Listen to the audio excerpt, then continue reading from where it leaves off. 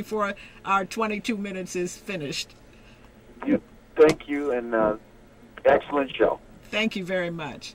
Again, our number is 415-621-4473, and our subject is homelessness. And right here in San Francisco, we have, I've heard estimates of as high as 10,000 people on the streets. And they're always claiming to do something about it, but apparently they're just putting a Band-Aid on cancer, because as unemployment rises, as the housing mortgage crisis continues, as people continue to lose their homes, tenants are evicted for non-payment of rents, or evicted because the landlords have lost their homes, which is really egregious. More and more people are in the streets, and unfortunately, little is being done to alleviate the crisis in housing. And one of the most criminal elements of this whole debacle is that 1/3 of the homeless are veterans and 1/3 are children. And I think that is an absolute outrage. I was reading a study, a newspaper article earlier this week about homeless students. So many young kids are going to school from shelters and cars and, sleeping on the street, that they're institutionalizing counselors and people who social workers probably, who can tend to the needs, the special needs of these homeless kids.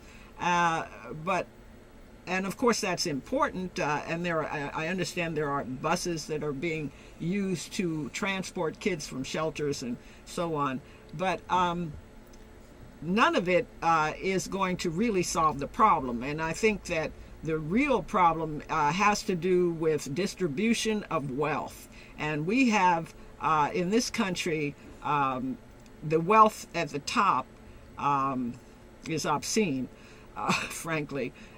We have globally 1% of the global population is controlling 80% of the wealth and resources of the world.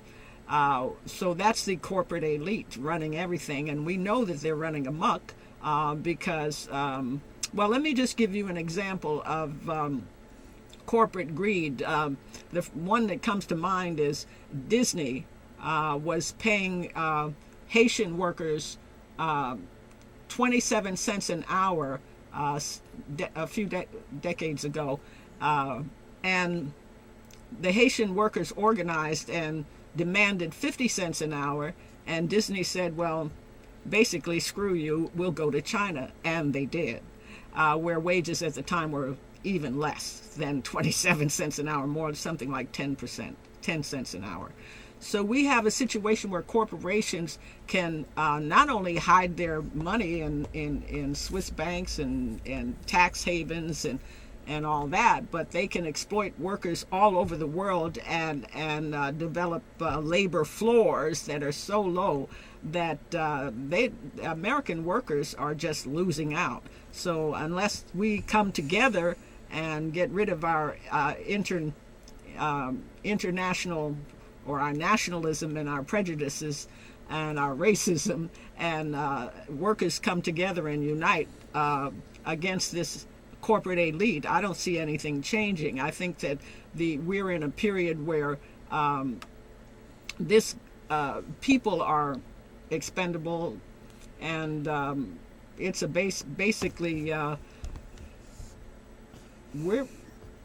we're just like trash to be thrown out, where they're treating us like trash, just to be thrown away, to be used up and thrown away. So we're in a very tragic situation right now, with homelessness rising and no end in sight. Again, our number is 415-621-4473. Please feel free to join us here. Stephen, do you have any comments to make on the... Well, I am actually struck by the fact that I believe there are an awful lot of number of people who are mentally ill who are homeless, aren't there? Oh, yes, Reagan did that too. Yeah. He dumped all the mental health institutions. He just dumped all the patients in the street, and it's criminal what's done to mentally ill people in this country. And right now we're witnessing what's about to happen to this psychiatrist who snapped and went off and killed all these people.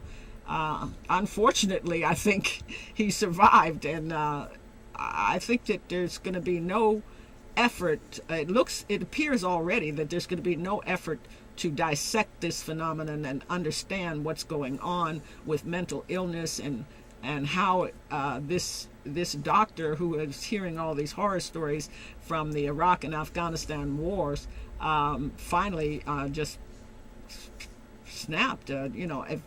It seems to me that if there ever were a definition of temporary insanity, he certainly personifies it. But of course, they're not going to treat him as a mentally ill person. They're going to treat him as a criminal. And I feel strongly that the real criminals are right up there on Capitol Hill.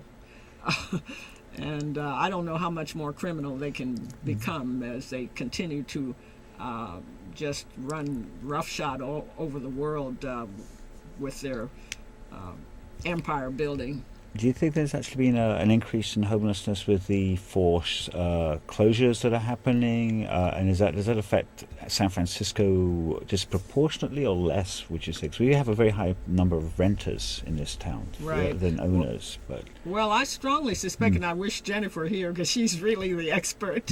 And but homelessness is rising. It's rising everywhere. And from what I understand, there are some states that are better than others who are making provisions and have pretty much managed to alleviate homelessness and certainly minimize it. But the states that are most problematic with regard to homelessness are those states, for example, that were caught in Hurricane Katrina and have yet to recover. Louisiana, Mississippi. What are some of the other states that are close by off the top? Was it Georgia or Carolinas? Was it South Carolina? No, well, it would be closer to the Gulf. Oh, so with Texas, maybe? Yeah, Texas. Okay. Yeah. So their homelessness is huge there, and in California. California is really bad in so many ways.